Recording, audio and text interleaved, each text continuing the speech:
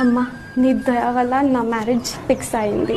యావరేజ్గా ఉన్న శాలరీ మాత్రం ప్రాబ్లం లేదు, కానీ 9th కనెక్ట్ అయిన రాకేష్, ఇంటర్లో డిస్కనెక్ట్ అయిన రాహుల్, బ్రేకప్ చేసిన భార్గవ్, వర్క్ ప్లేస్లో వర్కౌట్ అవని నరేష్, వేళ నుంచి నా వుడ్ బీకి తేలికుండా నీ దయ, అవసరమైతే ఫినిష్ టైం, నీ దయ ఉంటే చాలు. నా దరిద్రం కాకపోతే అదంతా చండాలమంతా బాగుతున్నా నవ్వుకుంటూ దాన్ని అభయం ఇవ్వాల్సిన దుస్థితి. ఏమిటో సిగ్గుపడుతోంది అది పెళ్లి చూపులకు వచ్చినట్టు. పైగా వాళ్ళందరినీ వేసేయాలట. నాదై ఉంటే అదంతా జరుగుతుందట. ఇది దీని ఒళ్ళు స్వాధీనంలో లేక చిన్నప్పటి నుంచి అందరితో కనెక్ట్ అవుతూ వచ్చింది. ఇప్పుడట దీనికి వాడు నచ్చలేదంట అంతగా, వాడి జీతం నచ్చిందట. వాడి తలరాత, వాడు పోయిన జన్మలో ఎంత పాపం చేసుకుంటే ఇట్లాంటి పెళ్లిని పెళ్లి చేసుకుంటాడు. పాస్ట్ లో సాగించిన ఈ పురాణాలన్నిటికీ సాక్షులని వీళ్ళందరినీ అవసరమైతే వేసేయాలట. దీని గురించట ఈ మొగుడనే వాడికి తెలియొద్దట.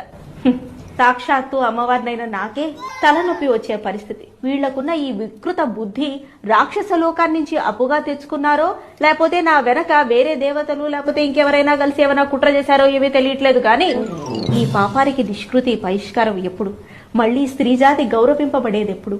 వీళ్లు గౌరవంగా ప్రవర్తిస్తే కదా పక్కన వాళ్ళు వీళ్ళని గౌరవించేది. అది